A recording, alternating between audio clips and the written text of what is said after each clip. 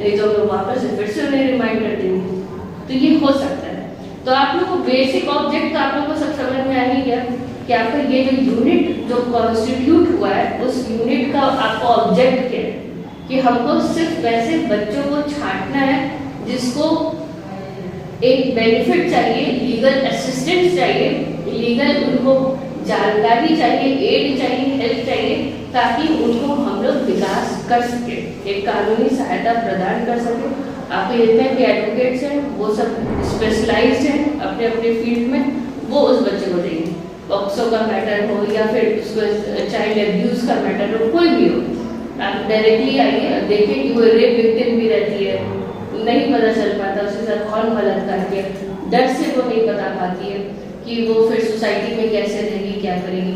तो वैसे वैसे लोगों को आप लोग को निकालना होगा ताकि वो बाहर निकले, अपनी चीज़ों को बताए, और उनको कोई भी हेल्प चाहिए लीगल से, एड से रिलेटेड, लाइक उनको कानूनी सहायता चाहिए, तो आप यहाँ तक लेके आइए। तो यही है। अब हम ये जो आपका जो सेशन है इसके लिए अभी आप मैडम CWC से आइए, तो हम CWC से सुनीता जी आएंगे, वो आप लोग को अपना एक्सपीरियंस शेयर करेंगे और अपने वहाँ पे किस तरीके से फंक्शन होता है और बच्चों के लिए वो क्या करती हैं वो आपको बताएंगे।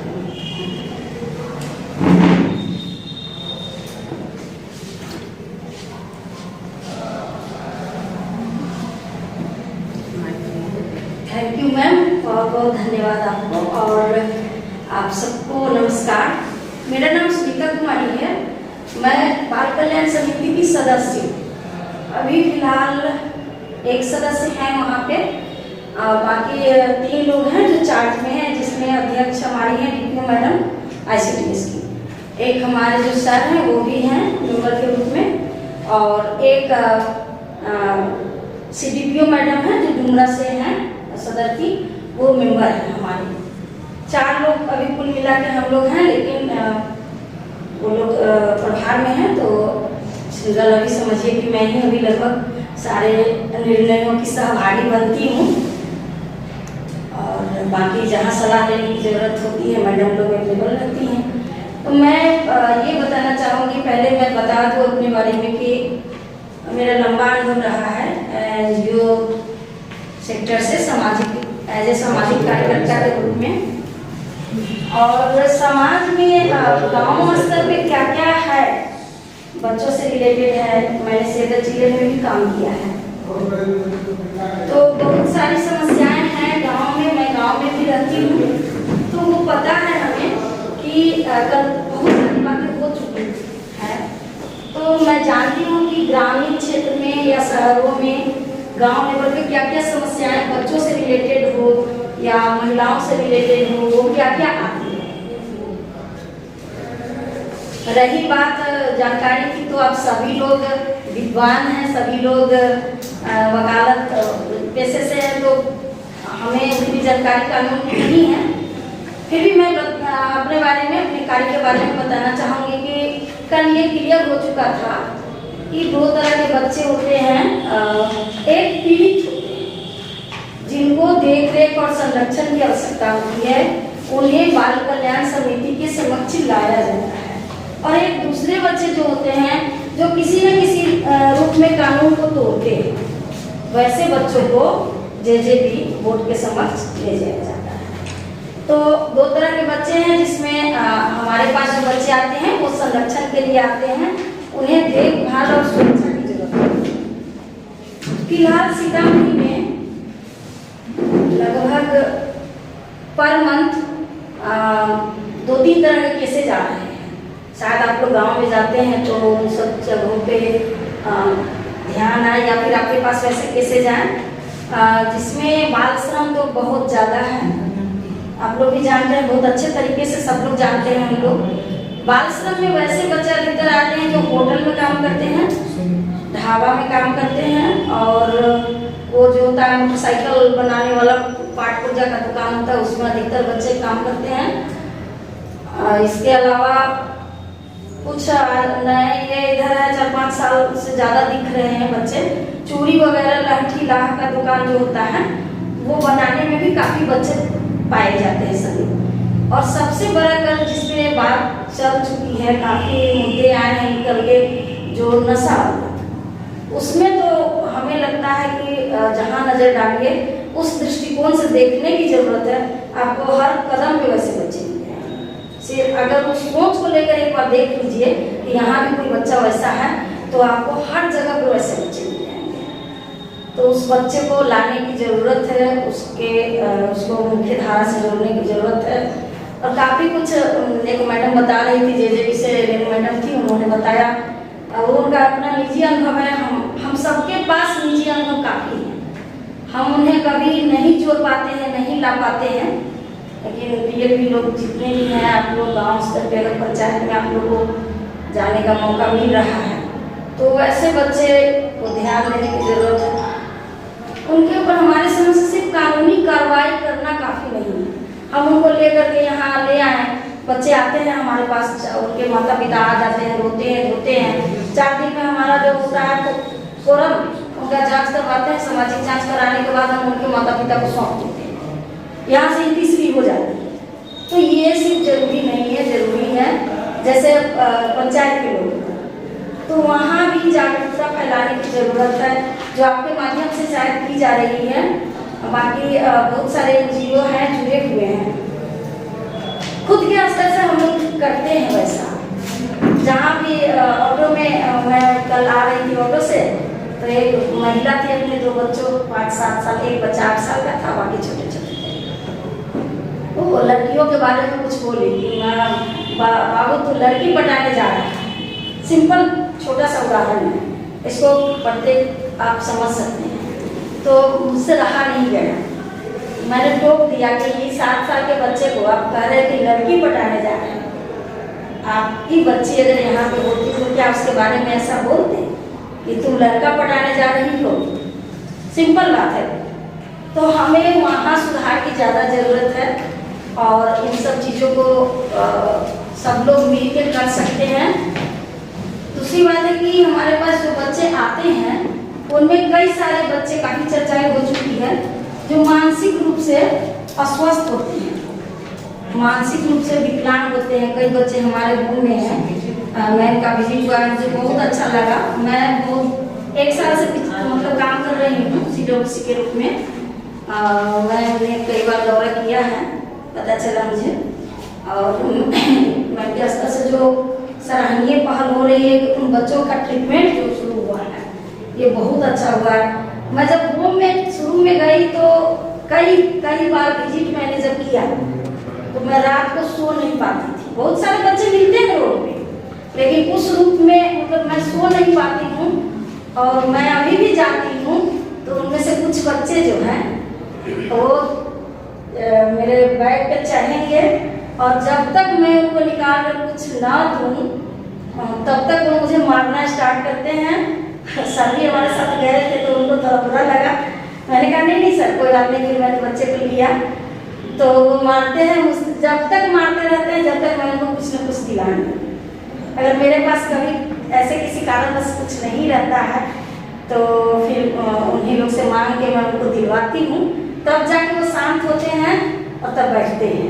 तो ये सब चीज़ होता है, हमारा अपना दृष्टिकोण होता है, अपनी सोच होती है। काम सब लोग करते हैं, लेकिन अपने अपने तरीके से करते हैं, सबका अपना तरीका होता है। तो हमारे समझ से अभी CWC में ये है, मैं बता रही थी परवरिश योजना और स्पॉन्सरशिप योजना के बारे में।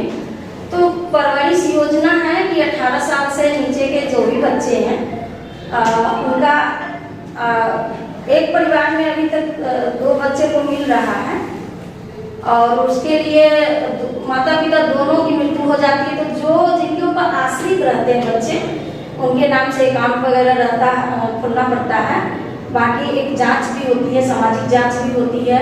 सबसे पहले फॉर्म अप्लाई करेंगे, उनका इनकम भी लेते हैं, जो उसका फॉर्म फिलअप करना होता है, वो सब करने के बाद उनको फंड के हिसाब से जब भी फंड आवंटित होते हैं उनको मिलते रहता है 18 साल तक। एक दूसरा योजना जो है स्पॉन्सरशिप का योजना जो है, उसमें परिवार के 2 बच्चे को मिलने का है। अधिक के भी मिल सकते हैं, लेकिन वो जिला के स्तर पे फंड के हिसाब से तय है। लेकिन अभी 2 बच्चों के बारे में बताया गया हम लोग को। तो उसमें 3 साल तक बच्चों को मिलेंगे 4,000 रुपये प्रति माह। वही है, और बाकी उनका इनकम का जो है वो आय प्रमाण पत्र होना चाहिए, निम्न आय वर्गीय आय होनी चाहिए। इसके बाद ऐसा कोई जाति का उसमें नहीं है भेदभाव कि इस जाति से हैं। पिता की मृत्यु यानी कि जो कमाऊ सदस्य हैं उनकी मृत्यु हो चुकी हो तो उनका मृत्यु प्रमाण पत्र लगता है, बच्चे का जन्म प्रमाण पत्र लगता है, अकाउंट होता है जॉइंट अकाउंट, माँ अगर है तो माँ के नाम से, नहीं तो बच्चे के जो परवरिश कर रहे हैं उनके नाम से लगता है, वेरिफिकेशन होता है। इसके बाद उनके अकाउंट में जो होता है तो पैसा 3 साल तक के लिए योजना का लाभ मिलेगा। तो आप लोग भी अभी भी जमा हो रहे हैं फॉर्म, अगर चाहते हैं आप लोग। वैसे कुछ बच्चे हैं तो जिनको जो वंचित है अभी तक नहीं मिला है उनके लिए फॉर्म फिलअप आप लोग अपने स्तर से करवा सकते हैं। अब CWC में एक चीज़ और हमें जो लगता है, मैंने मैम से भी बात की है कि बच्चियाँ आती है कोर्ट से, जो बच्चियाँ आती है वैसी बच्चियाँ रहती है, पॉक्सो के तहत उनको भेजा जाता है। खासकर ज़्यादातर बच्चियाँ हमारे यहाँ आती है वो पलायन वाली लड़की रहती है, यानी कि कभी प्रेम प्रसंग में पलायन कर गई हो, या फिर ऐसे ही कभी कभी माता पिता आते हैं गुस्सा से भाग जाते हैं, कई सारी बच्चियाँ ऐसी आती हैं। उस परिस्थिति में हम लोग बच्ची को काउंसलिंग करवाते हैं। काउंसलिंग काफ़ी महत्वपूर्ण चीज़ है, माता पिता के लिए काउंसलिंग की ज़रूरत होती है। और काउंसलिंग के बाद अगर बच्ची नॉर्मल बिहेव कर रही है, सामान्य है, तो फिर उनको माता पिता को सौंपने का जो प्रोसेस होता है वो हम लोग करते हैं। कई बार माता पिता खुद से लेके आ जाते हैं कि हमारी बच्ची बात कहना नहीं मान रही, आप इनको रख लो। मैंने मैम से आग्रह किया था वैसी बच्चियों के लिए जिनको लंबे समय तक न रखना पड़े। कई बार बहुत सारे गार्जियन आते हैं, वो हाथ पैर एकदम करने लगते हैं, नहीं मैम हम इसको नहीं रख सकते। अब मेरे लिए बहुत समस्या है कि सीतामढ़ी में मतलब बालिकाओं को रखने के लिए जगह नहीं है, उन्हें अब सिवान भेजना पड़ेगा और काफ़ी प्रोसेस लंबा हो जाता है। अगर यहाँ कुछ 10 दिन 8 दिन रखने का कुछ हो तो मैं लगातार काउंसलिंग बच्ची का करवाऊँ, उनके गार्जियन को करवाऊँ, तो वहाँ से जाके बच्चियों को पुनर्वसन करने में सुविधा होती है, उन्हें उनके समाज में उनके परिवार में मिलाने में सुविधा होती है। तो ये परेशानी हम लोग की तरफ से है। मैं पत्र लिखूँगी सर को, अगर यहाँ भी हो जाए तत्काल के लिए तो 1 सेकेंड स्टॉप सेंटर में बहुत अच्छा रहेगा। और हमारे स्तर से ये है, कुछ अपने बच्चों को लेकर आ जाते हैं जो मानसिक रूप से रहते हैं और चाहते हैं कि नहीं मतलब अभी कुछ दिन के लिए रख लीजिए। छोटे बच्चे हमारे पास, मैं उनको समझाती हूँ कि छोटे बच्चे वकील साहब अभी लगातार जा रहे हैं, वो भी देखते हैं इन सब चीज़ों को। तो जो छोटे बच्चे रहते हैं मैं उनको कहती हूँ कि मेरे स्तर से जो हो पाता है, क्योंकि 6 साल से छोटे बच्चे रहेंगे उनको अधिक दिन तक रख नहीं पाऊंगी सामने, फिर उनको एडॉप्शन के लिए प्रोसेस करना पड़ जाएगा, समझा बुझा के किसी तरह का। लेकिन उनके गार्जियन को दे तो देती, उनके इलाज की वैसा समुचित व्यवस्था नहीं होती। ये हमारे यहाँ हमारे पास जो कमी है, हमारे संसाधन में जो कमी है उसको एक्सेप्ट करने में कोई दिक्कत नहीं है।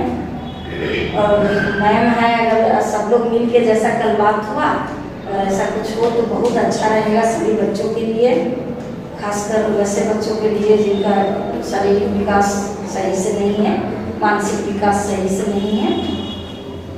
तो ये है CWC का मेन काम जो हमारे द्वारा बताया गया है। बाकी आप सब लोग जानते हैं। आप लोग के स्तर से कुछ अगर ऐसे सवाल हैं जो हमारे हमसे हो पाएगा वो मैम विशेष बताइए कि आप जो बताएं कि आप लोग के साथ में इतना प्रॉब्लम फेस करना पड़ता है, तो उन प्रॉब्लम को मतलब समाधान करने के लिए तो आपने गवर्नमेंट से कुछ हमारी जैसे अभी तक तो मैंने लेटर भेजा है, अपने विभाग को मैंने लेटर भेजा है हमारे द्वारा, लेकिन वैसा कुछ व्यवस्था अभी तक नहीं हो पाया है संतोषजनक, जिसमें बच्चों का ट्रीटमेंट का हो मैडम के द्वारा अभी शुरू किया गया है। तो वो जो होम में जो बच्चे रहते हैं तो वो होम के बच्चों को तो अभी मिल रहा है, लेकिन बाकी जो जैसे समाज में जो बच्चे हैं उनके माताएं लेकर आती है, तो अगर यहाँ पे व्यवस्था हो तो हम उन बच्चों को लेकर उनका भी इलाज करवा सके। क्योंकि हम सुदूर एरिया से, कोई नेपाल के बॉर्डर पर से आ रहे हैं, इंदरवा सहोरवा जानते होइएगा, कोई बेला की तरफ से आ रहे हैं, कोई मतलब दूर इलाका से आ रहे हैं, तो उनके गार्जियन को तो संभव नहीं है कि पर डे वो अपने बच्चे को लेकर कहीं यहाँ पे डुमरा में ट्रीटमेंट हो रहा है तो वो अपने बच्चे को लेकर आए। तो ये समस्या है जो आपने दूसरी समस्या बताया कि आपको लड़कियों रखने के लिए, महिलाओं के लिए बच्चियां समर्पित हैं, आपकी संस्था समर्पित है कि बच्चियों को किसी तरह से उनको प्रोटेक्शन मिले। फिर भी आपके पास रखने की जगह नहीं है, तो उन परिस्थितियों का आपको कैसे सामना करते हैं, आप फिर उसको कैसे सॉल्व करना चाहती हैं? दरअसल अभी जो हमारा विभाग के द्वारा बच्चियां जो भी आती हैं उनको हम लोगों ने अभी तक मधुबनी भेजा था, और वहाँ बालिका गृह है वो महल का, वहाँ पे सारी सुविधाएं हैं जो सरकार के द्वारा ढांचागत जो भी संसाधन वो वहाँ पे उनको सारी सुविधाएं मिलती है। इसके बाद फिर पुनः वहाँ भी बालिकाओं की संख्या अधिक होने लगी, तो फिर हमें मोतिहारी भेजना पड़ा, तो ये अपना है। इसके बाद फिर अभी हम लोग बालिकाओं को सिवान भेजने का आया है, विभागीय पत्र प्राप्त हुआ है, तो बालिकाओं को हम लोग फिर अभी सिवान भेज रहे हैं। अब इस टाइप की बच्चियां जो कुछ दिनों के लिए आएंगी, उनके लिए सिवान भेज के उनका करना, तो ये विभाग की अपनी तो हमारे द्वारा इन सब संबंधित पत्राचार किया जा रहा है। आने वाले समय में पता चला है कि बहुत जल्द इसका समाधान हो जाएगा, तो फिर उसके हिसाब से किया जाएगा। और कुछ